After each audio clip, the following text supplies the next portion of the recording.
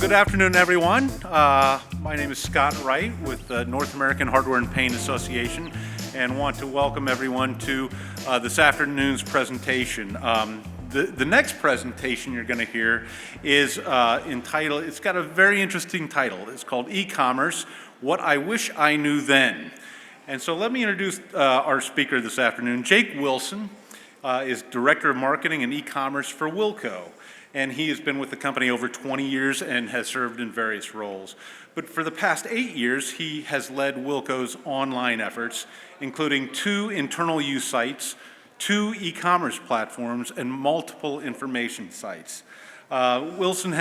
Jake has a bachelor's degree in agricultural business management from Oregon State University and an MBA with a marketing emphasis from Willamette University.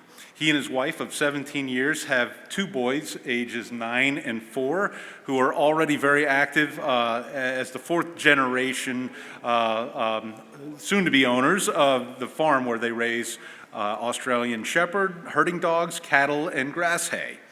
In his presentation today, E-Commerce, I Wish I Knew What I Knew Then, he will help you avoid first-hand mistakes as he discusses Wilco's journey from a few dozen to thousands of online orders. So please join me in welcoming Jake Wilson. All right, thank you very much, Scott. Appreciate that. So kind of go right into a bit about this and the goals of today. Just a thank you to the sponsors slide.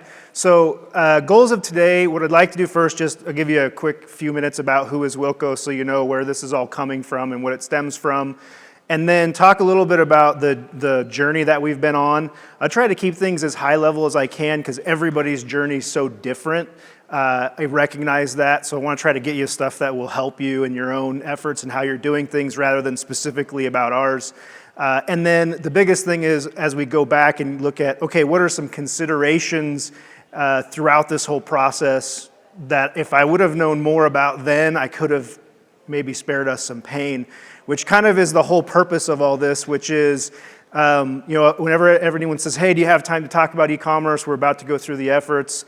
I'm always a yes person with that and will help people out because anyone who's spared me pain or at least made me justify and rationalize the pain that we have felt ourselves is always a good thing to have. So, and then try to save a few minutes at the end in case anyone has any questions, and then I'll give my contact information at the end as well in case anyone wants to reach out.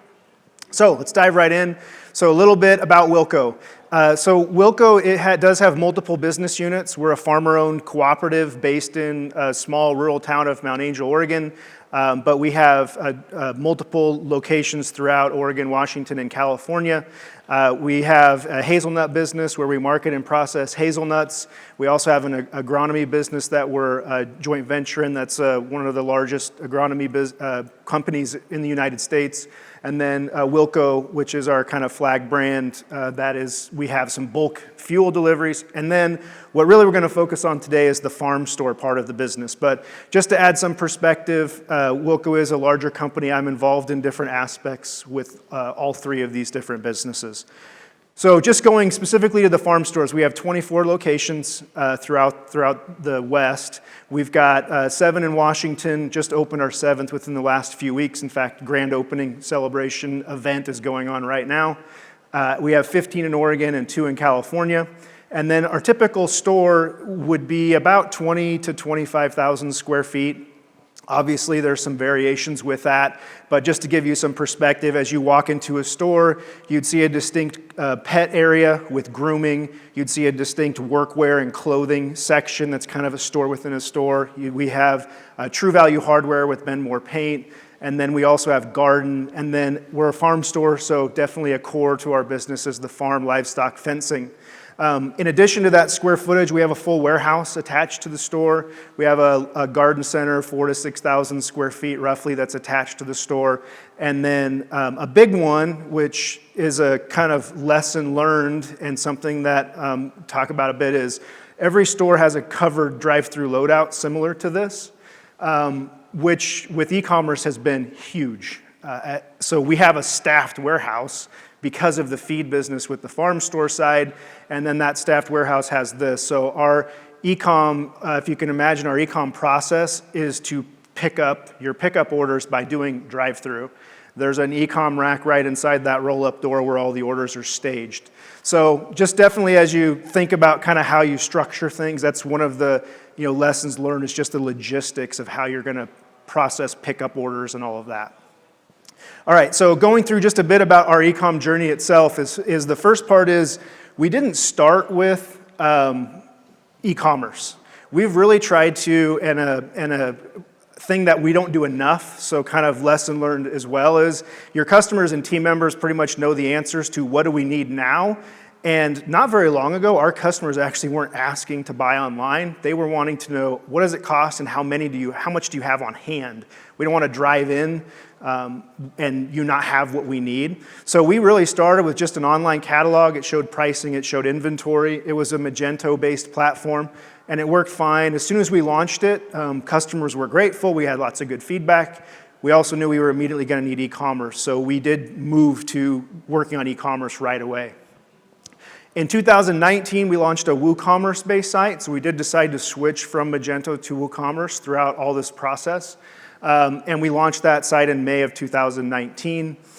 The focus on pickup in store, as well as we do some UPS ship to home. It's a very small percentage, but we do some of that. Most of it is pickup in store. So I refer to it as the great crash of March. If I say the date out loud, my team sometimes will quiver because it was pretty intense. So what happened within our e-commerce journey is that we had we have a large loyalty program, very loyal customer base, 80% plus of our sales run through loyalty program. And we had one of our annual sales, the end of March, that is one of the biggest one-day sale events we have the entire year. We had mailed out hundreds of thousands of postcards and invited everyone to come in to shop on Tuesday, and the Friday before were stay-at-home orders. Pandemic started. So we thought, well, we can fix this. We're going to digitally cancel the event. We can't mail everyone, in 2 days. So we digitally said, we're not doing this event in store anymore, but we'll honor it online, buy online. And we got a good response, so good that it literally crashed the site. We spent a day working through repairing stuff. It was literally pandemonium. I was telling Scott, we ended up selling stuff somehow in British pounds. It was a lot of fun. But the point being is that throughout e-commerce, and mention this as we go through, you encounter problems like that. That's just kind of the way of the world. But it really took us from this small percentage of business. We had peak months where 10% of our business was online. We went from dozens of orders to thousands of orders a day. We went from really, I call it, everyone's expectations were met to this whole why doesn't your site do, and just this plethora of things. It was, why doesn't it do this, and how come it doesn't do this? And so we went from meeting everyone's expectations to completely not. And so trying to go through and understand and work through all of that was quite the process. So just a bit about when I say, well, why didn't the site do all of that stuff? And the first part about why it didn't is because this is a map of the past, since pre-pandemic, and then you can see, of course, when the graph jumps up after the pandemic started. And this was our plan. So we built for that line, we got that line. If you do the math on that, we were doing 20x what our plan expectation was in some months, and we had portions, like I mentioned, where the site couldn't handle that. So kind of all of a sudden, this creates these giant whys throughout the journey. And so one of the things that happened was, well, why didn't you build the site to be able to do that in the first place? We must have chosen the wrong partner, or done the wrong thing, or built the wrong, you name it. And this is kind of a development version of the project triangle where you've got, cost, quality, and speed. But at the end of the day, what we built when we started, I still to this day feel was right, given the budget we were given, the roadmap we had built, and when you look at all these things, how fast we had to launch it. But when you go from dozens of orders to thousands of orders, that's a completely different expectation. And so it's one of the things as you work through the tech stuff that I think you just have to prepare yourself for is building something today with a budget of this. If you quadruple that budget, you can build something different that can do something different. Even though the end goal, e-commerce or selling online, is the same, the foundation behind it is different. And the easiest example I can give is, I guarantee you, Amazon's code base is different than a basic Shopify site that someone's selling 12 products off of, right? So it's sort of same goal in the end, completely different back end of how it's all done. And at the end of the day, it's all about money. I mean, it kind of becomes a budgetary thing on how much you're willing to spend. And I'll talk a bit about some ways that you can work through that, because you can't just, everyone can't just throw a whole bunch of money at it. I mean, we can't either. I mean, I joke that a lot of our competitors might spend more on their search engine than we spent since the inception of our entire program. So, how do you kind of go through those pieces? So the other thing is, okay, we know all of these things that we need to work on or improve or fix, so let's just fix it, like next week. Well, it's not that simple. And so no matter what type of e-commerce you work with, you have what we'd call a tech stack of things that work together. And these are just some, I repeat, some of the technology components that plug into the site. And you've got anything from iPods and iOS operating system that the stores will use to fulfill orders, to the WooCommerce site. Our ERP is Epicor Eagle. We use Salesforce Marketing Cloud for marketing stuff. So we got all these things that are talking together. And so if you change one thing, you're not changing one thing. You're changing stuff for all of these things. And so depending on the change, it can be quite complex.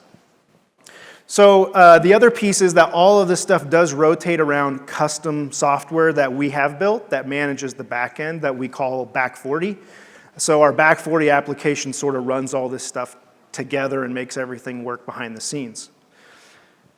So the next piece is I try to use some analogies from time to time. So here's kind of my analogy as I explained it is, at the end of the day, we had a budget and a need to build this. And then overnight, we said, yeah, but we just moved to the desert, so now we need air conditioner. We adopted a family, a bunch of kids, so now we have a bigger family. We got horses, we need to tow a trailer. And we have a way bigger budget now, and so we'd like something that's fancier with leather seats and all this stuff, so we need this. Well, you can't take the parts from that and build that. It doesn't work. You have a whole new set of expectations and standards, and so you essentially can, the tires might work, but the engine's not going to work. So there's a lot of things that go into a difference when you change expectations like that. So as you talk expectations, I think this is a really important lesson learned for me. It's probably where we've grown the most in the last year, and it's one of my top goals for the coming year, is communication. So if you're like our company, we are not a tech company. We're not. And so the communication language that happens around technology is just different. And so I am faced daily with sharing technology with folks who don't deal in technology every day. They're very brilliant, smart people. We have a great team. But when you start to talk about code and the difference between JavaScripts, they're not going to follow you. But they also know that they need to know. So I think a big thing is you got to be able to talk tech, but not too much. I always say you have to use your analogies from time to time, but you can't overdo it, and you can't annoy people with them. So I try to explain as much as I think I can, and then as soon as I get the glazed faces, I try to quickly move on or switch something. But really important piece. Okay. And then all of this comes to, I think, one of the most difficult things you face with technology and communication and e-commerce that I prep everyone for, if you're getting into this or if you're in the middle of it, hopefully you recognize it, is what I call tech debt. So here's my explanation of tech debt that has really been something that we've talked a lot about recently, and that is, so when you build a brick and mortar store, could you imagine the expression on people's faces if 12 months after you built this brand new store, you said, hey, it's a great store, but we can do it a lot better. I'd like to demolish the entire building and rebuild a new one. I mean, everyone would look at you like you're crazy. And that's what you do in technology, though, all the time. It's just, you build it, oh, okay, we got a new technology. Well, it doesn't work anymore. I mean, think of your cell phone. How many have the same cell phone today you had last year, last month, 2 years ago? You're always iterating, upgrading, getting new things in the tech space because it changes so fast. So I've found that I have to be a lot better at how I explain things, because when you tell someone, we need to get rid of that one and get a new one, you're kind of saying we did it wrong, when we might not have done it wrong for all the stuff that I mentioned before. It's just we need to do it differently now because of different factors. So the other thing as far as communication goes is I would encourage everyone to look at how you communicate today and how you plan to, and sort of this redefining real time. So often when we talk to our teams about communication, there's a lot of things around, let's say, a phone, especially when you're crossing different locations. Well, you think about the process of calling a store with a phone, even someone's cell phone, the amount of times they answer or don't answer, how many times does it ring before they answer? If they do answer, are they transferring you? There's just a lot of stuff there versus more a text message, instant messaging, where you send a message, they read it, and it's very, very instant. So there's a different instantaneous thing with communication that we have learned. We use a lot more instant message type communication these days. That has helped us immensely. So highly encourage you to think about your communication real time and how that plays into everything you're doing. And then the biggest thing with communication through all this is at the end of the day, when it comes to e-commerce, it's all about building trust. And I can't emphasize that enough. It's probably the biggest lesson that I've learned throughout all of this is all the partners you use, all the people you use. Whenever I get asked, what's the most important thing to look for in a partner, I always say that you need someone who you can trust. Because I don't care who they are in the tech world or where they work or what their degree's on. Tech is too big. It's too complex and it changes too fast. Nobody knows everything, and you need people on your team who will look you in the face and say, I have no idea, or I don't know how to do that, or that's outdated now and we need to fix it. And if you have someone who's not going to be candid with you, then you miss all that. So kind of switching gears that was sort of the journey and some whys and some different things that have happened in the past year. I want to switch a bit to sort of starting from scratch some of the foundational things that you can look for or to make sure you're spending time on if you're going through e-commerce, whether it's today or starting from scratch. So talk about it, the team. I think that the team, we spend time on it, and I did ask lots of questions and did lots of research. We did lots of different things, but I don't think you can spend enough time on just defining this. Even today, we kind of redefine and define. So the first part about e-commerce is who's going to be in charge of it? Where's the leadership come from? And where is the leader at in the organization? Because this will definitely impact your decision making. And I would say one of the things I heard in a presentation that really resonated, that I would say we probably got a little lucky, but it has served us well, is that my tenure at the company has helped tremendously. Because you want someone who, the speaker said, can navigate the politics of your organization. Because it's such a complex thing, and you need so much help from so many different teams that we have a great culture where I work and an awesome team.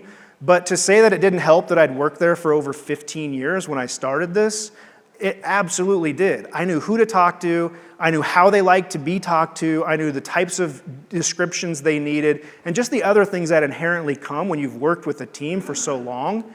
And so really be thinking of that. I mean, I often think now as I look back that me being in marketing, that had less to do with how we have performed than it did with my tenure and knowledge of the organization itself when we were going through this.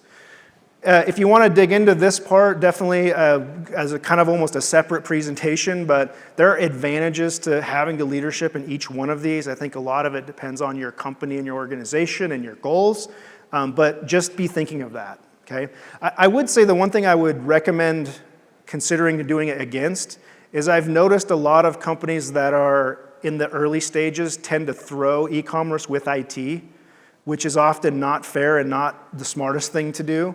When you look at most successful, it's not necessarily, because think of the difference. IT at Amazon is not IT at brick and mortar retail store. That's a different IT. One is focused on more software, ERP, hardware. The other is focused on development and software and internet-based stuff. So technology is not the same.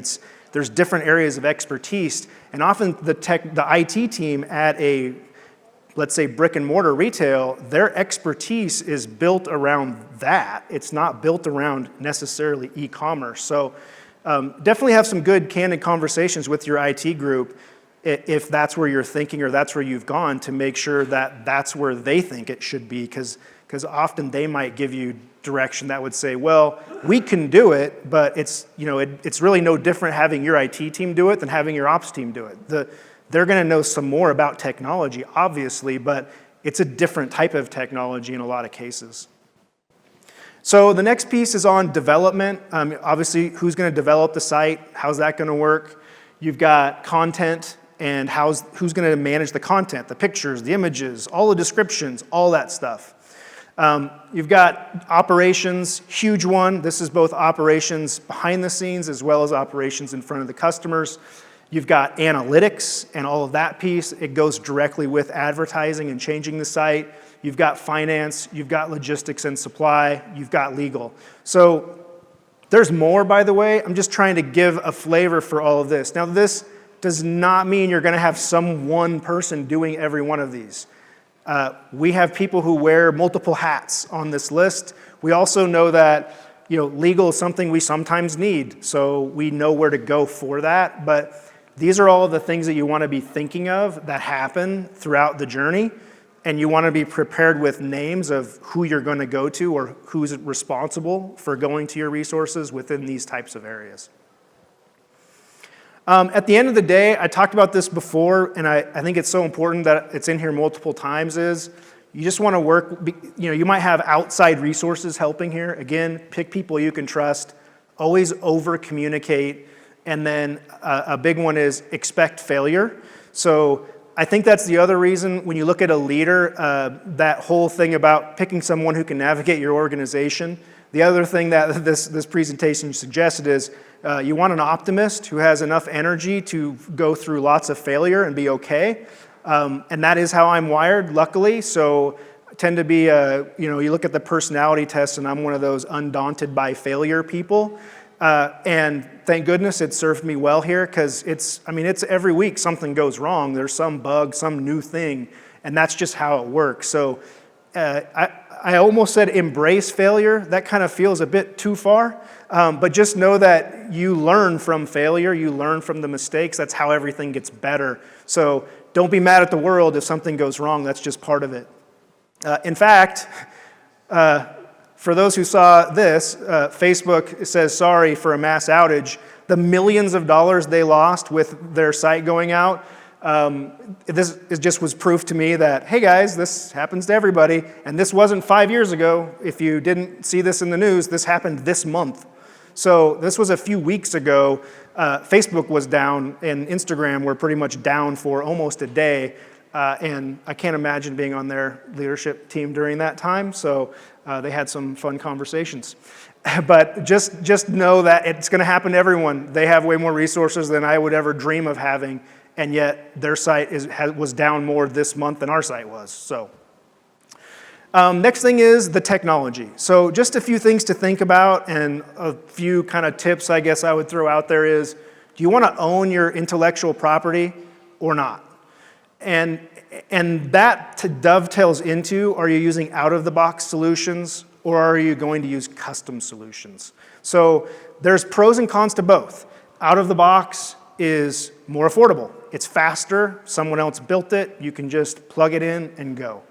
Custom, you can make it work like you want it to work to make it more mesh and fit with your business, but you also cost you more, and it costs you more in time. I definitely would say when you think development and how much does it cost, I really try to work with our teams of, yes, that feature has a cost, but the cost is all in time. It's in how much time will it take it to develop it. Is it one developer, 3 developers? Is it 1 month or 2 months? It's all about how long does it take you to develop it. That then leads to a cost. So definitely think about that though. There are some decisions that you can make there. What we've kind of decided is things that we feel are really important to our business and how we want to treat and manage customers and our teams, we want to build that. And so we've built that. Versus things that are just, it's someone else has way more experience in that than we do, so who are we to say we know what the best is for that? We've tried to use plugins or out-of-the-box solutions. So a good example would be something like we didn't develop our own shipping plugin matrix. We used UPS's. We could build our own. We could do a bunch of fancy stuff with it, but UPS knows a little more about shipping than we do, so we'll just take what they want to do and plug that in and move on. Grab a drink here. So the other thing about technology that you want to definitely make sure about is be thinking about your ERP, your current systems and what they're capable of. It's a huge deal because it leads to how all of your systems integrate. What our big focus has been is to try to make sure that customers can't tell a difference between what's going on online or in store, and that's a seamless experience. And to do that, a lot of things have to work together. For those who are familiar with the Epic War Eagle platform, it does a lot of things really well. It does not integrate super well. It's a pretty closed system. So we have built a lot of things to work through that. And the more that you can just know that ahead of time, the more you'll prepare yourself for what you're up against and what you're trying to integrate. But we have a lot of system integrations all the way down to we have pet grooming. And we groom lots of dogs every day. We have a separate software system that manages pet grooming. That system integrates to our website because we allow customers to book grooming appointments online. So it's one more site, it's one more integration, it's one more thing that we're working with and dealing with on a day-to-day basis. Another one that is important, I think, and we're here, there's lots of vendors here, but be thinking about how you're going to integrate or work with your vendors, your distributors, your manufacturers, your other partners. There's a lot that can happen there in partnering with them, and that could be on them feeding you product data. It could be them giving you advice, them helping you with shipping, direct vendor ship, you'll hear it called, but them actually shipping some of the products. But there's a lot of good stuff. Them partnering with you on advertising. There's a lot of things there. I also say don't get surprised if all of a sudden you realize when you're involved in e-commerce that you're competing with them all of a sudden. So that's one that has, some of our teams kind of, they have to get into the realization of, we work with a lot of clothing vendors and a lot of them sell direct to customers. And I would say, don't be afraid of that, embrace that. We have great conversations with those vendors and we say, hey, completely get it. You guys, if a customer wants to buy direct from you, great for you. At the same time, they're buying digital advertising. We're buying digital advertising, which the only person happy with that is Google because we're bidding each other up to sell the exact same product. So we've worked with a lot of our vendors to say, hey, how about if we co-op share in our markets only, because we're not trying to sell our stuff in Texas or Florida or Nevada. We're mainly focused on selling in our markets where we're at. So how about when we're in our markets, we'll share the cost and we'll be the only ones advertising for that item.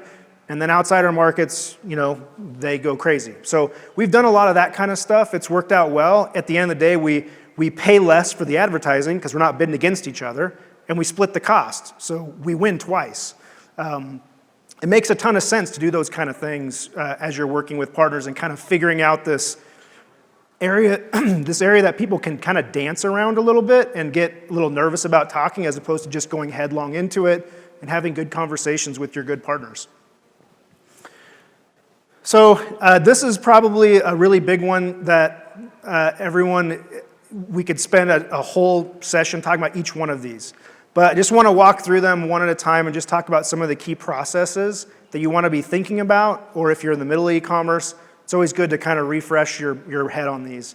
So the first one I put as anti-fraud because it's probably the most emotional of all of these things. For theft and all that stuff just gets people riled up, which I always find is good. That means you've hired good people, right, that have character and integrity and care about that kind of stuff. So it really makes people mad when that happens. But just know that with anti-fraud, couple things. One, I get asked, last time I was talking with a group, they said, do you guys get fraud? And I was like, yeah, every day. While I've been on stage, we probably declined a fraud order. So as you get volume, expect this to happen, and expect it to happen a lot. It's so if you know what you're doing, you can go on the dark web and buy 1,000 stolen credit cards right now and just start plugging them in and see if you can get one to work. So the whole point of anti-fraud, though, is we try to make it not a disruption because it still is a really small percentage. So it's so easy to overreact and put in things that make it annoying and frustrating for your regular customers to try to stop that 0.5% that are trying to take advantage. So I think the biggest thing here I would say is just be clear with your team on how you're going to approach and handle this. I mentioned plugin. We didn't try to build our own. We just used an out-of-the-box solution. We've modified it a little. And here's some of the things to look at. You'll find that your business has products thieves want. A good example is anything with an engine is a target. We've had more fraud attempts on things with engines than we've ever sold online. It's just an automatic target, generators, chainsaws, all that kind of stuff. So types of products, dollar volume, weird mix of goods. Someone's trying to buy a automotive trickle charger, a t-shirt, Leatherman multi-tool, and a welder. And you just look at the mix and go, that's not a normal purchase at any of the locations. So those are just some of the examples. What we have is a system that looks at a whole bunch of factors, places a risk score on the order, and then at a certain score, it holds it. And then our backstage e-commerce team reviews those on a regular basis and approves them or denies them, based on further research, basically. Biggest advice I can give you on anti-fraud is if someone drives up in a U-Haul, don't put it in there. It's fraud. If I could just go back in time and have started with that policy, we do not load anything in a rental vehicle or a vehicle with no license plates. It's fraud pretty much every time. So we do, though, you didn't say, well, okay, what does the team do then? So what we'll often do is just say, hey, we'll deliver it for you for free. Where do you want it? But we can't load. That's just a company thing. We don't load into those. So we try not to say hard no's. We try to give alternative yeses. But if you're loading a riding lawnmower into a U-Haul, you are never going to see it again, and you're going to get a chargeback on that one. Abandoned orders. Still to this day, I would have never guessed how many abandoned orders we get. The amount of orders that we have that people buy and then just never pick up. I don't get it, but it is such a frequent thing. You need to have a plan for how you're going to manage it. How long are you going to keep them? Are you going to contact the customers, or are you just going to automatically refund them? And those are all, I think, individual decisions. We've started fairly conservative. We wait 7 days, then we start talking to people. We're starting to get tighter on that because we found really quickly a lot of customers figure that out. You become a warehouse for customers. So, we were looking at it last week. We had one order that we've been storing for 84 days. And you just go, okay, it's time. It's time. But there are cases where that might happen, where they bought it, then they moved, something happened, they still want it, it's a big order, they're a good customer, and so we try to take care of folks the best we can, but you need to be prepared to have these conversations. Refunds. How are you going to handle refunds? Sounds pretty simple, but handling online refunds is very different than handling refunds that might be in a store. So just be prepared to have that decision-making process on how you're going to refund orders. Goes into abandoned orders too. You're refunding abandoned orders. So there's a whole refund process. Biggest things here, you want to make sure you don't have opportunities for something to get refunded twice. Customer sends an email, I need to refund my order, I'm not going to pick it up. and then 3 hours later they walk into the store and tell the cashier, hey, refund my order? Did you just refund something twice with someone backstage and someone in store, or do you have a way to mitigate that? Picking versus filling, this is just your steps. I think one of the big things is as you look at e-commerce stuff is just know there are very different steps to the process, and don't try to treat them as one thing, even though it might be the same person doing all of the steps. So the picking of an order and prepping it and then staging that somewhere to wait and then having it pulled for a customer can all be handled very differently, but they're all very different processes. So we're redoing a lot of our fulfillment right now. We call it our fulfillment 2.0 because of everything we've learned the past year, and a lot of it involves in very succinct steps and cleaning up some steps and defining this even better. And then staging orders I mentioned, but have a plan for that. And I think the biggest thing I would suggest there is there's two plans. There's our normal plan and our peak plan. So what do you do on that big sale day where you're normally staging 8 orders a day, and now you're staging 100? What are you going to do with that? And so because we were forced, our teams have figured that out, but there's definitely a different plan that might involve, well, we have enough space in the warehouse for day to day, but in peak, we have a store that gets so many orders, the video's insane about the orders they have, because with the farm store business, our orders are pallets. And so we'll fill a warehouse full of orders, and then we have a store that will take the back end caps, so 20 end caps off the back ends of their runs, put tables, and they'll stage all the small orders in the store on back end caps so that they have room for all the big stuff outside. And that only happens on these peak sale times or peak periods. But again, if the team's not prepared to do that, the first time it happens, you put your operations teams in a bit of a jam, which we did, by the way. Fortunately, we have great operations teams that figured this stuff out and then told us, and then we shared best practices, and we've sort of adapted over time. And then next to our product information and loyalty and store integration. So just know you can never have too much product information. Look at an item on Amazon, you'll see that, the amount of time that gets spent on, it's not one photo, it's 23 pictures and a video model and all kinds of different things and all kinds of product information and all of that stuff. So what's your process for both? There's kind of two things. What's the minimum information to get something online? And then what's your process to do better than that later on? Is how we've sort of looked at it is customers just want to buy the stuff that they normally buy, so just getting things online is a priority. But then eventually you do got to circle back to that on stuff and start beefing that content up. All right, so switch gears. There's a lot more process stuff, but some of the just key ones again as we talk lessons learned. So customer service, a huge one. So most of that last slide was all backstage stuff. It impacts the customers, but on the customer service side, how are you going to handle the phone side? I mean, it sounds simple, but it's like, are you going to route those through the stores and have the store team answer them? We decided to use it's a farmstore.com as the website. So we actually have a phone number for farmstore.com. It rings to a certain group of people. We have a ring group that overrings to other groups on busy days and things like that. But we try to keep this to a group of experts rather than have the store get hit with all of those. But just how are you going to handle the phones it's simple, but it's important. Email. When someone, who's going to answer the emails about orders? Is the location going to do it directly? You're going to have someone do it off-site or backstage for the locations. How's that communication work? I have stars by chat. We didn't have chat when COVID hit, and man, do I wish we would have. We added live chat, and there's all this, how are you going to man it and staff it, and who's going to answer the questions? Any day, in these days, we use Microsoft Teams a lot internally. And so one person can access the company in an instant message very quickly to get answers, but chat will save you hours and hours of time.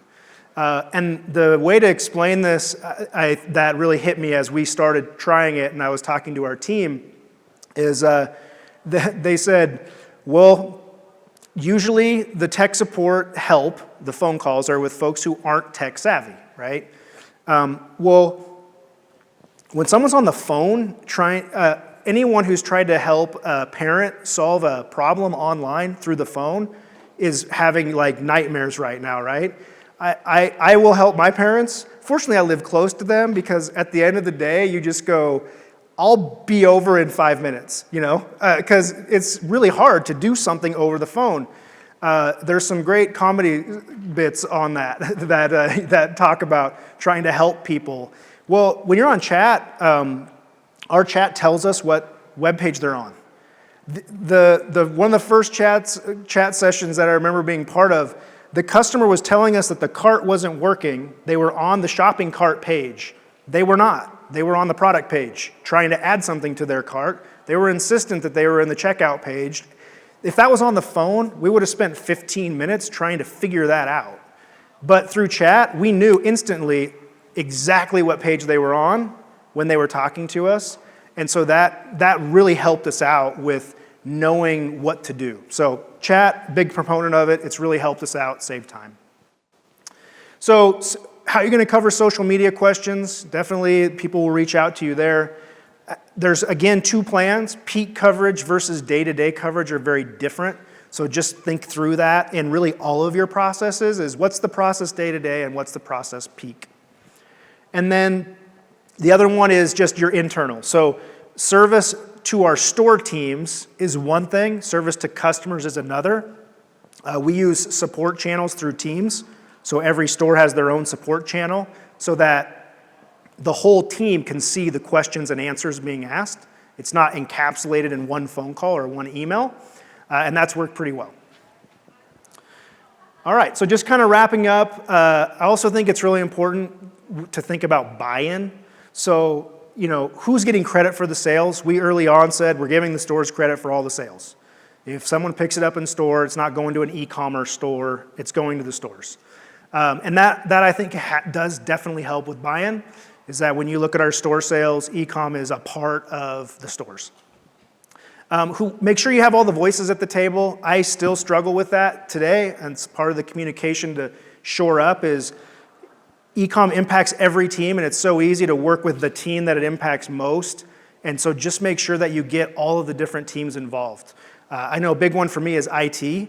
Amazingly, we don't involve IT as much as we need to, and that's on me. I got to do a better job of making sure that they're involved, because a lot of times it doesn't really affect them, but they often get some of the questions, and so they need to know everything that's going on. So just make sure that all of your teams are, if IT owned it, they'd have to make sure that they told marketing about all the new stuff. So it would work either way, no matter who owned it. Always have a pile of small wins when it comes to development. That's a big one. We're often working on massive projects. We always have a little list off to the side of little projects. For 2 reasons, your development team will need a break from the big stuff. It's heavy. And so I find that it helps them to just get a quick win and feel good about finishing something. And it also helps us show progress, both to our internal teams and customers. So be thinking of, I'm working on the big stuff. Do I have a list of small things that occasionally we can just kind of slip in there and just get a small win? Surveys are easy to do with email and with asking customers who bought something how their purchase went. So ask customers, get feedback early and often. We're about to do some more surveying. We haven't done much lately. We've kind of been focused on other things, but really important. And then sales. So your buy-in will ultimately come from sales. We all know that. Fortunately, the pandemic, that was a positive for us, is that it did help us with online sales, which obviously helps with buy-in when something goes from small to big. And then here's some advertising notes. I like to save this for the end just to talk about, you spend so much time on e-commerce, sometimes it's easy to miss the advertising side. We've been doing a lot of work there lately, and it's been paying off massively. Everyone's familiar with email, print, radio, but just some of the other things to be thinking about. I love the local inventory stuff. You're advertising what you have in stock with the challenges in the supply chain these days. It's really nice to have a digital way to advertise. This is what we have in stock right now versus the things that we may not. So, And then last, I heard this quote in a presentation. It's one of my favorites, so I kind of end it, is when it comes to e-commerce, it's better to get a speeding ticket than it is to get a parking ticket. So we try to work slowly when it impacts our operations, work faster when it might impact a customer benefit. But just be thinking about that, is that it's so easy to drag your feet here. At the end of the day, you just got to dive in and make things happen, and then learn. You'll make mistakes, you'll have failures, learn from them and move on. No time better than the present. And that's it. All right, well, definitely my contact's here, so if anyone wants to go deeper in any topic, you're welcome to reach out. Thanks for everyone's time. Appreciate it.